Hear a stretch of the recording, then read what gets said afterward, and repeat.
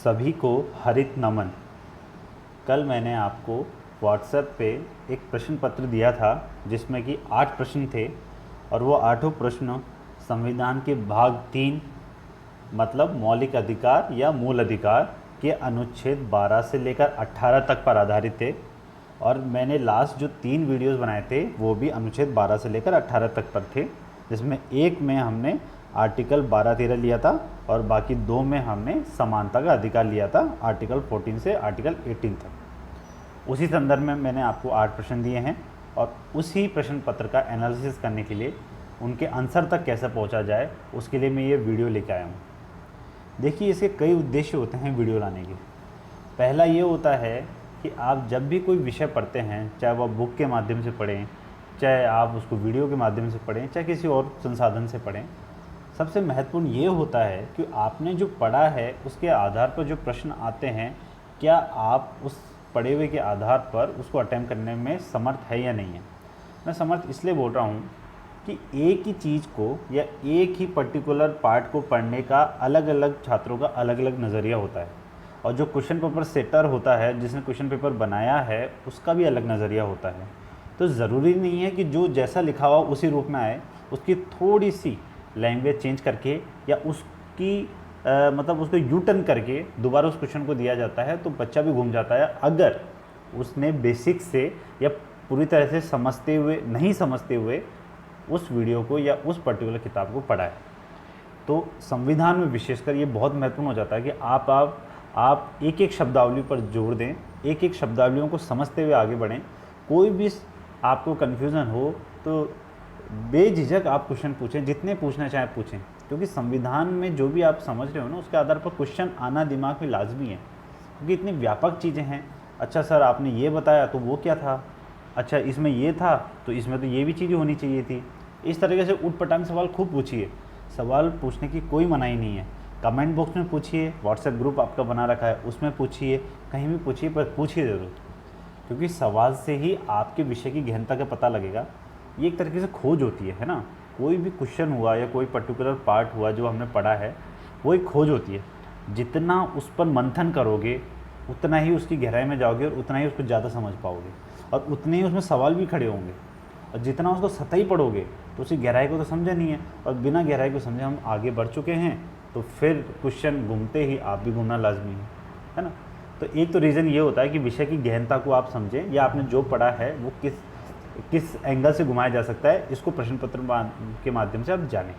और दूसरा, क्वेश्चन जब सॉल्व करते हैं आप तो आपको एक जो एग्जामिनेशन हॉल का जो वो होता है ना क्वेश्चन टैकल करने का तरीका, क्योंकि माना कि वहाँ पे प्रेशर ज़्यादा होता है, अभी आप घर पे बैठ के सॉर्ट आउट कर रहे हैं, परंतु एक हिस्सा भी उसका बन जाते हैं आप, या आपको एक तरीका आ जाता है कि कैसे कुछ क्वेश्चन को सॉल्व करना है, कैसे कितना टाइम देना है, टाइम मैनेजमेंट कितना है, क्वेश्चन सॉल्व करने का तरीका कैसा है, सबसे इम्पोर्टेंट तरीका कैसा है, या जिस पर्सपेक्टिव में आपको ये क्वेश्चन दिया गया है, जिस पर्सपेक्टिव में आपसे उम्मीद की गई है कि आप उस रेंज तक पहुँच के इस क्वेश्चन को सॉल्व करें, कि आप वहाँ तक पहुँच पाए हैं या नहीं पहुँच पाए। तो एनालिसिस के माध्यम से आप यही सोचना कि जिस तरीके से मैंने समझाया है आपने क्या उसको उसी तरीके से समझा था। कई बार क्या होता है तुक्के में सही हो जाता है और कई बार बिल्कुल आपने सही तरीके से सोचा है। तो ये आप खुद एनालिसिस करना, क्योंकि ये आपकी खुद की जंग है और खुद से ही है ना। जितना खुद से झूठ बोलोगे उतनी आपको सफलता मिलने में देरी होगी। खुद के प्रति ईमानदार रहिए, कोई दिक्कत नहीं है। क्वेश्चन अगर आप ज़्यादा गलत करते हो कोई दिक्कत नहीं है, कम से कम ईमानदार रहिए ताकि अगली बार आपको और ज़्यादा अच्छा करने को प्रेरणा मिले। ठीक है, चलो आइए हम शुरुआत करते हैं। पहला क्वेश्चन था कि सामाजिक व शैक्षिक रूप से पिछड़े वर्ग का प्रयोग मूल संविधान में किस अनुच्छेद में। अब देखिए, शब्दावली में फ़र्क पड़ता है और यहाँ इस पूरे में 2 मेन हो गए, एक तो सामाजिक और शैक्षिक रूप से पिछड़े वर्ग और दूसरा हो गया मूल संविधान। तो सामाजिक और शैक्षिक रूप से पिछड़े वर्ग का प्रावधान अगर हम कहें कि अक्षर से, क्योंकि मूल संविधान क्या होता है, मूल संविधान मतलब जिसको 1950 में बनाकर रख दिया, तो ये बात कर रहा है कि उस संविधान में इन दोनों अनुच्छेदों में से 15(4) में से 16(4) में से किस में ये वर्डिंग का प्रयोग हुआ था, ये शब्दावलियों का प्रयोग हुआ था। हमने इंदिरा साहनी केस के बाद के बारे में पढ़ा था और इंदिरा साहनी केस में हमें पता लग गया था कि उसमें सुप्रीम कोर्ट ने जो जजमेंट दिया था उसमें ये था कि 16(4) में जो पिछड़ेपन या पिछड़े वर्ग शब्दावली का प्रयोग किया गया है वो सामाजिक पिछड़ापन ही है, और वो सामाजिक शैक्षणिक भी हो सकता है द्वितीय स्तर पर।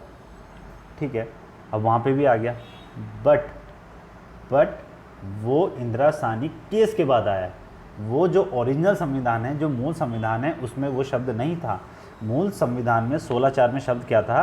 राज्य नागरिकों के किन्हीं पिछड़े वर्गों को राज्यों की सेवाओं में आरक्षण का प्रावधान करेगा यदि उनका अपर्याप्त प्रतिनिधित्व है। तो यहाँ पे किन्हीं पिछड़े वर्ग है, यहाँ पे कहीं भी सामाजिक और शैक्षणिक रूप से पिछड़े वर्ग की बात नहीं की गई है या नहीं लिखा गया है। ये कब हुआ शामिल? ये इंदिरा साहनी केस के बाद में शामिल किया गया। इसकी व्याख्या इस तरीके से की गई कि इन पिछड़े वर्ग का मतलब सामाजिक और शैक्षणिक रूप से पिछड़ा वर्ग है। ठीक है, तो मूल संविधान में ये नहीं है, परंतु 15(4) जो है उसमें स्पष्ट रूप से है। 15(4) में ये शब्दावली का प्रयोग किया गया है ना, बट 15(4) में शब्दावली का प्रयोग किया है, पर बट उसमें भी एक कन्फ्यूज़न है, क्योंकि 15(4) मूल संविधान का हिस्सा नहीं था। देखो 15(4) की मैं आपको शब्दावली बता दूं। सामाजिक व शैक्षिक रूप में पिछड़े वर्गों और अनुसूचित जातियों व जनजातियों के उत्थान के लिए कोई भी प्रावधान करते हैं तो वो अनुच्छेद 15 के भाग 1-2 का उल्लंघन नहीं माना जाएगा, या ये समानता का अधिकार का उल्लंघन नहीं माना जाएगा। ये मैंने आपको बताया था कि ये किसके द्वारा शामिल किया गया था? ये शामिल किया गया था प्रथम संविधान संशोधन के द्वारा। ठीक है, प्रथम संविधान संशोधन जो किसके लिए लाया गया था? एक केस है, मैं आपको नेक्स्ट वीडियो उसी पे बनाऊंगा, जिसमें मैंने आपको एक बार पहले भी कहा था कि अनुच्छेद 12-13 जब हमने पढ़ाया था कि इनकी डिटेल्स बताने के लिए, स्टोरी बताने के लिए मैं एक वीडियो अलग से और बनाऊंगा, और नेक्स्ट वीडियो आपका वही रहने वाला है। ठीक है, तो पिछले वीडियो में हमने एक नाम यूज़ किया था, चंपाकरण दोईराजन। ठीक है, वो जो केस था ना, उसमें जो डिसीजन आया था वो गवर्नमेंट के खिलाफ आया था, और वो गवर्नमेंट के खिलाफ जो डिसीजन आया था उसको गवर्नमेंट ने निरस्त करने के लिए, उसको कैंसिल करने के लिए प्रथम संविधान संशोधन किया था, और उसके तहत ये 15(4) ऐड किया था। तो कहने का मतलब है मूल संविधान में ये नहीं था, ये संविधान संशोधन के द्वारा है। तो इसका आंसर कौन है? ये दोनों सही नहीं है, मूल संविधान में नहीं है। बाद में 16(4) में तो व्याख्या में शामिल हो गया, सामाजिक और शैक्षिक रूप से पिछड़े वर्ग, और 15(4) का तो प्रावधान मूल संविधान में था ही नहीं। तो दोनों में से कोई नहीं। ठीक है, अब बात करते हैं। अब देखो इस क्वेश्चन में एक दूसरा फॉर्म किया जाता है इस क्वेश्चन की शब्दावलियों में, इसको आप गलत भी ठहरा सकते हैं। कैसे? इसमें कहा गया है कि सामाजिक व शैक्षिक रूप से पिछड़े वर्ग का प्रयोग मूल संविधान में। अब इसमें क्वेश्चन ही ये पूछना चाह रहा है कि सामाजिक व शैक्षिक रूप से पिछड़ा वर्ग, अगर सामाजिक और शैक्षिक रूप से पिछड़े वर्ग की बात कर रहा है ना, और वो पूछ रहा है मूल संविधान में कहाँ है, तो मूल संविधान में, तो ये तो क्वेश्चन ही गलत हुआ, क्योंकि आप जो ऑप्शन दे रहे हैं वहाँ पे तो सामाजिक और शैक्षिक रूप से उसकी बात ही नहीं है कहीं पे वगैरह। तो इसका मतलब क्वेश्चन जो पूछना चाह रहा है वो मूल संविधान में, उसने ऑप्शन इस तरीके से दिए हैं कि दोनों चीज़ों को बाद में शामिल किया गया है। तो इसका मतलब क्वेश्चन की जो व्याख्या है उस पर भी डिपेंड करता है। अगर ज़्यादा गहराई में जाओगे तो ये आ जाएगा। आप बिल्कुल सामान्य रहें कि ये सामान्य जो क्वेश्चन पूछा हुआ है कि सामाजिक और शैक्षणिक रूप से पिछड़े वर्ग का प्रयोग मूल संविधान में इन दोनों अनुच्छेदों में है या नहीं है, बस इसके अलावा कुछ नहीं, और मूल संविधान में नहीं है। अब एक चीज़ क्वेश्चन उठा सकते हैं कि सर 15(4) को तो मूल संविधान में शामिल कर दिया गया है और उसमें स्पष्ट रूप से सामाजिक और शैक्षणिक रूप से है ना, उसमें स्पष्ट रूप से है, तो ये कन्फ्यूज़न हमेशा रहेगा। तो बट इसमें जो लास्ट में जो आंसर आपको चूज़ करना है वो इसमें लास्ट ऑप्शन ही होगा, दोनों में से कोई नहीं, क्योंकि मूल संविधान में नहीं थे। अगर यहाँ पे मूल वर्ड नहीं होता, मतलब ओरिजिनल कॉन्स्टिट्यूशन की बात नहीं होती जो कि 1950 में लागू हो गया, तो इसमें आंसर होता 15(4). ठीक है, क्योंकि 15(4) को संविधान में शामिल कर लिया गया है और वो उसमें शब्दावली का स्पष्ट रूप से है, जबकि 16(4) में भी अभी व्याख्या के रूप में है जो कि इंदिरा साहनी वाद ने उसकी की है, परंतु संविधान में कहीं भी उस शब्दावली का प्रयोग 16(4) में नहीं किया गया है। ठीक है ना, व्याख्या में। अब आते हैं हम अगला, इंदिरा साहनी बनाम भारत संघवाद। इंदिरा साहनी बनाम भारत संघवाद हमने लास्ट टाइम भी बात की थी, है ना, लास्ट वीडियो में बात की थी, और अभी इससे पहले वाला जो क्वेश्चन सॉर्ट आउट किया है उसमें भी हमने ये बात की है। ठीक है, तो उसमें मेनली किसके बारे में बात हुई है, वो आर्टिकल 16 से रिलेटेड हमने जब बात की थी उसमें आया था ये, और वहाँ पे इसमें जो पहला ऑप्शन है आप देखिए कि इसमें शैक्षणिक संस्थाओं में प्रवेश में क्रीमी का प्रावधान किया गया, और दूसरा ऑप्शन है इसमें सेवाओं में क्रीमी का प्रावधान किया गया। इसमें दो में से एक चूज़ करने के लिए बोल रहा है। ठीक है, अपन ने जब इंदिरा साहनीवाद बात की थी तब उसमें क्या बोला था कि ये जो है 16(4), ठीक है ना, इसके अंतर्गत आरक्षण है पिछड़े वर्गों को। ठीक है, अब पिछड़े वर्गों की व्याख्या क्या होनी चाहिए ये बात करता है इंदिरा साहनीवाद, पर किस में? रोजगार के क्षेत्र में, रोजगार या सेवा। जब आप मूल संविधान की लैंग्वेज पढ़ेंगे तो उसमें क्या था? राज्य नागरिकों के किन्हीं पिछड़े वर्गों को राज्य की सेवाओं में, ठीक है ना, ये शब्दावली का प्रयोग है। या दूसरी शब्दावली का प्रयोग, जैसे फॉर एग्जांपल आप इसको दूसरे तरीके से समझो कि आर्टिकल जो 16 है वो प्रमुखतः किसकी बात करता है? वो नौकरी की बात करता है या एम्प्लॉयमेंट की बात करता है या अपॉइंटमेंट की बात करता है? और दोनों को दोनों लेकर सेवाओं को लेकर है, मतलब कोई ना कोई रोजगार को लेकर है। ठीक है, इसमें कहीं भी ऐसा नहीं आया था कि कोई स्कूल है या कोई शिक्षण संस्था है या कॉलेज है उसमें प्रवेश में ओबीसी का क्रीमिलियर क्राइटेरिया क्या रहेगा, ये क्या रहेगा, इसको लेकर कहीं भी शब्दावली का प्रयोग इंदिरा साहनी केस में नहीं किया गया था। अब क्या होते हैं बच्चे, क्या सोचते हैं, अगर इंदिरा साहनी केस को किसने बिल्कुल स्पष्ट रूप से याद नहीं किया है तो सोचेगा यार सेवा है तो शिक्षण संस्थान तो होगा ही वहाँ पे, क्योंकि रोज़गार की बात हो रही है तो शिक्षण संस्थान में तो होगा ही होगा। पर ऐसा नहीं होता है। जैसा कि मैंने आपको पहले भी कहा है, संविधान में हर शब्द का महत्व है। इंदिरा साहनीवाद रोजगार के बारे में बात कर रहा है, सेवाओं की बात कर रहा है, सेवाओं में पिछड़े वर्गों को आरक्षण, और पिछड़े वर्ग कौन है वो डिसाइड कर रहा है, और उसमें क्रिमिनल कौन है ये डिसाइड कर रहा है। पर बात किसके लिए कर रहा है? केवल सेवाओं की। इसमें शैक्षणिक संस्थाओं की बात नहीं की गई। मैंने उस समय आपको एक वाद के बारे में नहीं बताया था, अशोक ठाकुर वाद है, जो कि 2008 में हुआ था। 2008 में हुआ था अशोक ठाकुर वाद, या क्या है, अशोक ठाकुर केस जो हुआ था वो 2008 में हुआ था। उसमें ये हुआ था कि शिक्षण संस्थाओं के प्रवेश में क्रीमिलियर का प्रावधान किया गया, उसके तहत हुआ था 2008 में, जबकि इंदिरा साहनी का केस तो बहुत पहले हो चुका है। ठीक है, तो इन दोनों में अंतर है। अब आप कहोगे सर अशोक ठाकुर तो आपने पढ़ाया ही नहीं। बेशक नहीं पढ़ाया, और आपको अधिकतर किताबों में भी वो नहीं मिलेगा, क्योंकि मैंने पहले भी कहा था मैं आपको सबसे मुख्य जो वाद हुए हैं, जो केसेज हैं जिस पे सारे क्वेश्चन आते हैं, उन्हीं पे फोकस करूँगा, उनकी डिटेल्स में जाके आपको बताऊँगा, सारी चीज़ें नहीं बताऊँगा, क्योंकि उससे क्या आप बहुत ज़्यादा कन्फ्यूज़ हो जाओगे और वो बहुत ज़्यादा डिटेल में हो जाएगा। अब आप इसको क्वेश्चन टैकल करने का तरीका क्या है? आपको केवल इंदिरा साहनी केस पकड़ना है, इंदिरा साहनी की स्पष्ट व्याख्या आपके पास होनी चाहिए, उसकी स्पष्ट शब्दावली आपके पास होनी चाहिए कि इसमें केवल सेवाओं रोजगार की बात है, और सेवा और रोजगार में ही क्रिमिलियर का प्रावधान है। इसमें कहीं भी शैक्षणिक संस्थाओं में की बात नहीं की गई है, ये स्पष्ट रूप से कह दिया गया। ठीक है, तो ये बात हो गई इंदिरा साहनी बनाम भारत संघवाद की, और इसमें आंसर कौन सा हो गया? बी। दोनों नहीं है, दोनों में से कोई नहीं है, केवल बी या बै जिसको लिख रखा है अपन ने। अब बात आते हैं अपन अनुच्छेद 15(3) की, जो कि क्वेश्चन 3 में है। 15(3) के अनुसार राज्य द्वारा महिलाओं व बच्चों के लिए विशेष प्रावधान किए जाएंगे, इसमें राज्य का अभिप्राय क्या है? केवल अनुच्छेद 15(3) की बात नहीं है, इसके अलावा चाहे कोई से भी आप अनुच्छेद की बात करें, किसी में भी मौलिक अधिकारों में 12 से लेकर 38 तक किसी भी अनुच्छेद की बात करें, तो उसमें जहाँ भी राज्य का वर्ड है या शब्द है, उसमें मतलब केवल एक ही है, और वो क्या है? जो कि अनुच्छेद 12 में लिखा हुआ है।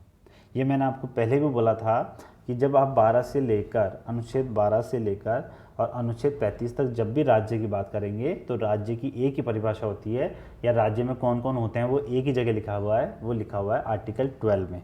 और आर्टिकल 12 में मैंने आपको बता दिया था जितने भी सरकारी कर्मचारी हैं, ऊपर से लेकर नीचे तक लेवल के, वो सारे के सारे जितनी भी संस्था हैं ऊपर से लेकर नीचे तक, संसद से लेकर पंचायत तक, उसमें जितने भी काम करने वाले सरकारी अधिकारी हैं वो सब राज्य की सेवाओं में आते हैं। ठीक है, तो संसद है, राज्यों की विधानसभा है, कलेक्टर है क्योंकि वो जिलाधिकारी हुआ ना, तो वो भी तो होगा, और पंचायतें हैं, तो कौन हुआ ऑप्शन? चारों वाले, 1 2 3 4 मतलब द ऑप्शन।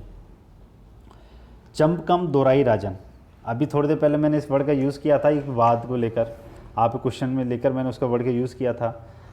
अब चंपकम दोराई राजन की बात आ रही है तो उसमें पूछा है कि इसका संबंध किससे है। अगर आपको ये याद हो, जब आपको वीडियो पढ़ाया गया था, इसकी डिटेलिंग कर ले, मैंने बाद में बोल दिया था बेशक, पर उस समय मैंने एक चीज़ यूज़ कहा था कि ये मैटर हुआ था मद्रास में, ठीक है ना, और वहाँ पे क्या हुआ था, कि जो गरीब और वंचित वर्ग है ना, उनको आरक्षण दे दिया गया था वहाँ की सरकार ने, और उनके खिलाफ संपन्न लोग गए थे कोर्ट में। ठीक है, तो ये मेनली किससे जुड़ा हुआ हो गया, उनके गरीब वंचित वर्ग को आरक्षण दिया और संपन्न लोगों के खिलाफ कोर्ट में गए, और कोर्ट में ये सरकार के खिलाफ निर्णय आता है, और सरकार के खिलाफ निर्णय के बाद क्या करते हैं, नेहरू जी संविधान संशोधन करते हैं, और संविधान संशोधन के द्वारा आर्टिकल 15(4) में ही प्रावधान करवा देते हैं। जब अपन ने आर्टिकल 15(4) की बात अभी ऊपर भी की थी, तब भी मैंने चमकम दोहराई राजन केस की बात की थी।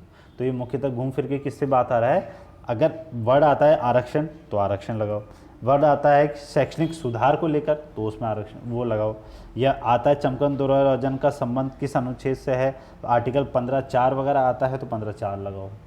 ठीक है ना, कोई सा भी आए, कहने का मतलब ये है ये आरक्षण या शैक्षणिक सुधार इनसे वगैरह से रिलेटेड है। इसमें भूमि सुधार नहीं है, आपातकाल नहीं है, महिला सुधार नहीं है। ठीक है, 25वां संविधान संशोधन की बात करें, 25वां संविधान संशोधन, ये आप दोबारा याद रखें, मैंने आपको एक वीडियो बताया था जिसमें आपको मैंने 24, 25 और 26 इन संविधान संशोधन जो हुए थे उनके बारे में एक शॉर्ट में एक चीज़ बताई थी कि इंदिरा गांधी, जब इंदिरा गांधी की परिस्थितियाँ ऐसी हो चुकी थी कि न्यायपालिका उसके पीछे पड़ी हुई है, उसकी सरकार के संगठन लोग उसके पीछे पड़े हुए हैं, तो उसका झुकाव जो गरीबी हटाओ वाली जो वो है राजनीति उसकी तरफ हो गया था, और वो चाहती थी कि मैं जनता के बीच में जाऊं, गरीबों की गरीबी दूर करूं, है ना। उसीलिए उन्होंने कई सारे प्रोविजंस लाए थे। उसमें एक प्रोविज़न था बैंकों का राष्ट्रीयकरण, ठीक है, एक था प्रीवी पर्स, ठीक है, इस तरीके से दो ये थे। और उससे पहले ही गोलकनाथ का जो मामला था उसमें उनके खिलाफ केस आ चुका था, मतलब कोर्ट भी उनके पीछे पड़ा हुआ था, ठीक है ना। और बैंकों का राष्ट्रीयकरण जब वो लेके आई 1969 में, तो उसके बाद वो मैटर गया कोर्ट में, कोर्ट ने उसको खारिज कर दिया, तो ये भी झटका लग गया। और फिर वो प्रीवी पर्स का लेके आ रही थी, तो उसमें जो राज्यसभा है उसमें वो पास नहीं हो पाया, तो ये भी झटका लग गया। अब ये सब झटके उनको कब लगे, 1969 और 70 में। 1971 में वो चुनाव के लिए वापस मैदान में आ जाती है, और जब वो मार्च 1972, मतलब पहले तो 1972 होने वाला था, परंतु उन्होंने डिमांड की कि पहले ही करवा लिया जाए 1971 में। उनको बम्पर सीटें मिलती हैं, 352 सीटें मिलती हैं। अब उनका एक छत्रराज हो गया है। अब पहले जिन ने उनको परेशान किया है, संगठन के लोग, न्यायपालिका के लोग, उनके लोग, उनका सबको टैकल करने के लिए उन्होंने तरीका अपनाया, और उनके जितने डिसीजन को सुप्रीम कोर्ट ने या राज्यसभा ने रोक दिया था, तो उनके खिलाफ वो लाई संविधान संशोधन। बैंकों के राष्ट्रीयकरण जो खारिज कर दिया था कोर्ट ने, तो उसके संरक्षण के लिए लाई वो आर्टिकल 25, बैंकों के राष्ट्रीयकरण को दोबारा लागू करने के लिए, ठीक है, आर्टिकल 25। तो ये कौन लाया, इंदिरा गांधी, इसका आंसर है। अभी जो मैं नेक्स्ट वीडियो बनाऊंगा जिसमें मैंने बात की उसमें ये चीज़ें वापस रिपीट होंगी, तो आपका रिवीजन बहुत अच्छे से हो जाएगा। असुमेलित की पहचान करें, मतलब इनमें से कौन सा मिसमैच है, कौन सा एक दूसरे के साथ सही नहीं है। अभी मैंने बात की आर्टिकल 24, 25, 26, जिसमें 25 और 26 के बारे में मैंने बता दिया कि 25 तो बैंकों के राष्ट्रीयकरण को दोबारा लागू कराने के लिए लाया गया, और जो 26 था वो प्रीवी पर्स जिसको राज्यसभा ने कैंसिल कर दिया था उसको लागू करवाने के लिए लाया गया। और इससे इन दोनों से पहले है आर्टिकल 24, और वो किसके लिए लाया था कि मैंने आपको बताया था कि गोलकनाथ के मैटर में क्या हुआ था। उससे पहले शंकरी प्रसाद का मैटर चल रहा था, सज्जन सिंह का मैटर चल रहा था, और उनमें झगड़ा किस में चल रहा था, आर्टिकल 13 और आर्टिकल 368। ये चीज़ें क्या हैं, आप पुराना वीडियो सुनिए जो आर्टिकल 12 एंड 13 वाला था, ठीक है। तो उसमें विवाद चल रहा था, तो शंकरी प्रसाद वाला और सज्जन सिंह मामले में तो सरकार के फेवर में डिसीजन आया था, बट सरकार कमज़ोर हो गई थी कब, जब लाल बहादुर शास्त्री की डेथ हुई थी और इंदिरा गांधी का पदार्पण हुआ था। उस समय इंदिरा गांधी कमज़ोर थी, तो उसी समय सुप्रीम कोर्ट मजबूत हो गया, और सुप्रीम कोर्ट जब मजबूत हुआ तो उन्होंने सरकार के खिलाफ डिसीजन दिया था गोलकनाथ का, ठीक है। तो उस गोलकनाथ के निर्णय, अब क्या हुआ, गोलकनाथ का निर्णय हो चुका है। अब बाद में 1971 में जाके इंदिरा गांधी बहुत सशक्त हो चुकी हैं, 352, तो उन्होंने सोचा इस गोलकनाथ को भी मैं पलटूंगी, गोलकनाथ के जो केस है उसका जो डिसीजन है उसको भी मैं पलटूंगी। तो उसको पलटने के लिए वो ये संविधान संशोधन लाई 24th कॉन्स्टिट्यूशन अमेंडमेंट। तो 24 हो गया गोलकनाथ के मैटर को निपटाने के लिए, 25 हो गया बैंक के राष्ट्रीयकरण को लागू करने के लिए, और 26 हो गया प्रीवी पर्स की समाप्ति का लागू करने के लिए, ठीक है। तो अब हम देखते हैं एक एक प्रावधान। 24वां संविधान संशोधन गोलकनाथ, सही है बिल्कुल। उपाधियों का अंत, अनुच्छेद 18 बिल्कुल सही है, हमने बात की थी। अनुच्छेद 17 जो है उसमें तो ऐशप्रस्ता का अंत है, और अनुच्छेद 18 है उसमें उपाधियों का अंत है। और उपाधियों का मतलब हमने अवार्ड और टाइटल में कौन सा है ये याद रखो आप, और याद नहीं आ रहा तो दोबारा वीडियो सुनो। और उसमें कौन सा का एक केस का नाम था वो याद नहीं आ रहा तो दोबारा वीडियो को देखो, सब कुछ वीडियो में है। और किन किन क्षेत्र, कौन कौन से क्षेत्र अपवाद हैं जिसमें उपाधियाँ दी जा सकती हैं, वो 2 कौन से क्षेत्र हैं उसको याद रखें, ठीक है। पर ऑप्शन सही है। तीसरा, शैक्षणिक संस्थाओं में क्रीमिलेयर, वही चीज़ जो कि मैंने ऊपर क्वेश्चन में कहा था। मैंने क्या कहा था, सामने लिखा हुआ इंदिरासानीवाद। इंदिरासानीवाद में सेवाओं या रोजगार में क्रीमिलेयर की बात है, शैक्षणिक संस्थाओं में नहीं है, या शैक्षणिक संस्थाओं में प्रवेश के समय में क्रीमिलेयर की बात नहीं है। वो बात किसी हुई थी अशोक ठाकुर केस से। तो ये ऑप्शन गलत है, तो ये असुमेलित हुआ, ठीक है। लास्ट है आधारिक लक्षण का सिद्धांत, वामनराववाद। अब ये भी याद रखना, आधारिक लक्षण का सिद्धांत के आगे केशवानंद भारती आता है तो भी ठीक है, क्योंकि ये आया या ये जन्मा कहाँ से है, केशवानंद भारती वाद से। वामनराववाद में क्या हुआ था, इसी चीज़ को व्याख्यायित किया गया कि केशवानंद भारती की जो तारीख है जिस दिन केस की वो आई, जजमेंट आया, उसके बाद से ये लागू होगा, उसके पहले के मुद्दों पे ये लागू नहीं होगा। तो इसका भी संबंध आधारिक लक्षण के सिद्धांत से ही है, ठीक है। कई बार क्या होता है, बच्चे वामनराव का ज़्यादा पता नहीं होता, वामनराववाद का, तो ये सोचते हैं कि आधारिक लक्षण तो केवल केशवानंद भारती में था, फिर तो वो कहते हैं ये तो गलत है। नहीं, ऐसा नहीं है, वामनराववाद में भी इसी को ही और अच्छे से व्याख्यायित किया गया था, आधारित लक्षण के सिद्धांत को, या आधारभूत ढांचे के सिद्धांत को। मैं आपको थोड़ा फास्ट इसलिए बता रहा हूँ क्योंकि ये सारी चीज़ें वीडियोस में है पहले, इसी के लिए बार बार एक घंटे का वीडियो बनाना कोई सही चीज़ नहीं है। आप उन्हीं वीडियो को बार बार सुने, या आपके पास पुस्तक है जिसमें संविधान के बारे में है या कोई नोट्स हैं तो उसमें पढ़िए, आपको स्पष्ट हो जाएगा, ठीक है। अब 7वां सेकंड लास्ट क्वेश्चन अपन देखते हैं। भारत में क्रीमिलेयर का निर्माण किया जाता है, इस चीज़ को मैंने वीडियो में आपको बताया था पर नोट डाउन नहीं करवाया था। न्यायपालिका के द्वारा ऑप्शन है, सरकार के द्वारा ऑप्शन है, पिछड़ा वर्ग आयोग के द्वारा ऑप्शन है, इनमें से कोई नहीं वाला ऑप्शन है।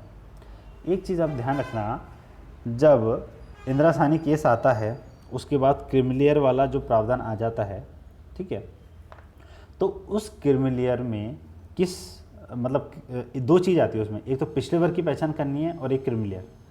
जो पिछड़े वर्ग की पहचान करना है या उसको किसको सूची में शामिल करना है, किसको सूची में से बाहर करना है, इसके लिए तो पिछड़ा वर्ग आयोग बना दिया गया है। तो अगर ये आता है, क्रीमिलेयर नहीं आता, पिछड़े वर्ग में कौन शामिल होगा कौन शामिल नहीं होगा ये कौन करेगा, ये तो पिछड़ा वर्ग आयोग करेगा। बट क्रीमिलेयर की बात आती है कि ये लिमिट कौन डिसाइड करेगा कि कितने पैसों से ऊपर वाला क्रीमिलेयर में आता है और उसके नीचे वाला नहीं आता, ये डिसाइड कौन करेगा। तो ये पूरी पावर दे रखी है सरकार को, ठीक है ना।